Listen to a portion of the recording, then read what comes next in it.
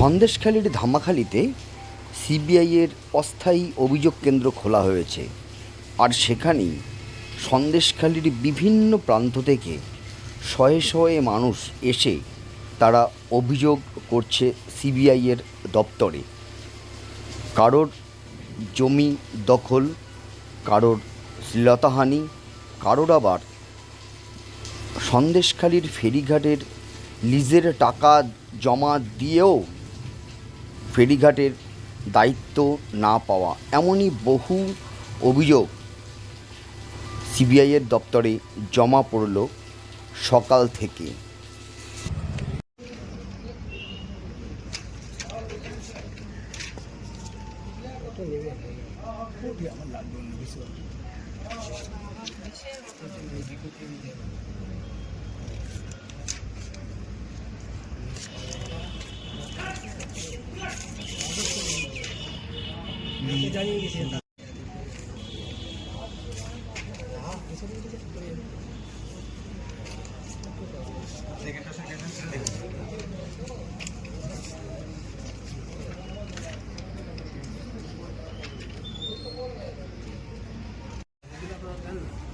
আপনি একবার উপরে উঠবেন, এখান থেকে উপরে আমি একটা শুটিং ছবি দাদা হাত নামাও, ছবি দুজনে দাদা আমার ছবি ছবি হবে। একটা ছবি চাইছে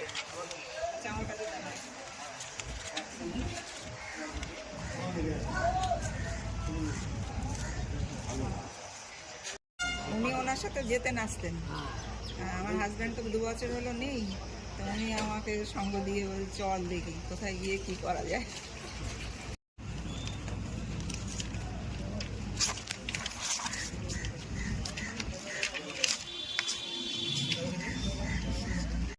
আপনি কোথায় কি অভিযোগ নিয়ে এসেছেন?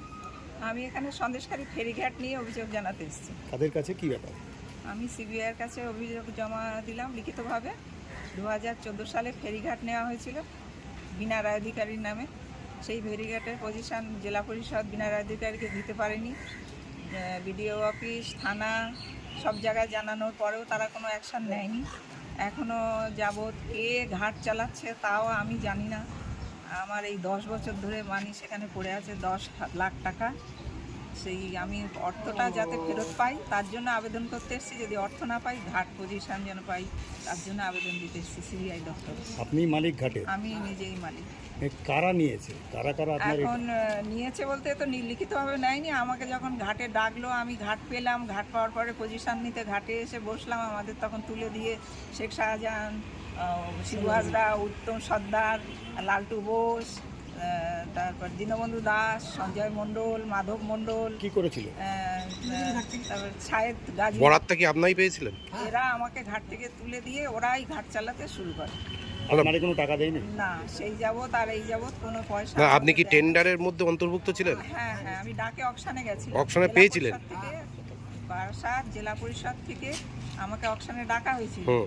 আমি এর আগেও অন্যবার ঘাট ডাক করেছিলাম, সে পেতাম। সেই হিসেবে পুরনো যারা ঘাট ডাকদাতা থাকে তাদের ডাক হয়, সেই হিসেবে আমাকে ওই 14 সালেও ডেকেছিল। ডাকতে আমি সর্বোচ্চ ডাকদাতা ছিলাম। ডাকের পরে ইনভেস্ট মানি 10 লাখ টাকা জমা দিই। কোথায় জমা দেন? জেলা পরিষদে জমা দেওয়ার পরে তো সরকারি দপ্তর, এই অকশনগুলো তো সরকারিভাবে হয়। তো জমা দেওয়ার পরে এবার ঘাটে যখন এসে বসে আমাদের ঘাটে বসতে দেয় না। এই মানে আপনি এদের সঙ্গে কথা বলেননি? শাহজাহানদের সঙ্গে? হ্যাঁ। কি বলেছিল আপনাকে? ও ঘাট দেওয়া যাবে না, ঘাট দেওয়া যাবে না। কোনো টাকাও দেয়নি? না। তাহলে কত টাকা আপনার এতদিন ধরে লস হলো? লস তো 10 লাখ ধরুন, আজ 10 বছর ইন্টারেস্ট সহ ধরুন না, তো 25। আমার অত। আপনি কি এখন আশা করছেন আবার? এখনো আশা করছি বিচার ব্যবস্থা নিশ্চয়ই লোপ হয়ে যায়নি। জেলা পরিষদে শাহজাহান, শিবু হাজরা তারা দৌরাত্ম্য করলেও এখন আশা করি সেইটা আর পারবে না। এখন জেলা পরিষদ থেকে সরকারিভাবে নিশ্চয়ই ব্যবস্থা নেবে, কেন টাকাটা দিয়েছি আমি গভর্নমেন্টকে ব্যবসা করার জন্য। সিবিআই কি বললো? সিবিআই জমা নিলেন, সব বললেন আচ্ছা দেখছি। আপনার নাম কি? আমার নাম বিনা রায় অধিকারী। বিনা রায় অধিকারী। বিনা রায় অধিকারী। বিনা রায়। কোন ঘাটটায়? কোন ঘাটটায়? সন্দেশখালী ঘাট। আচ্ছা। মানে 4-5টা ঘাট নিয়ে সন্দেশখালী ঘাট। মানে সন্দেশখালী ঘাটটা কোনটায়? বড় তুষখালী, ছোট তুষখালী, ধামাখালী আর এই আজিজের ঘাট। টোটাল কটা ঘাট? এই 4-5টা ঘাট নিয়ে সন্দেশখালী ঘাট।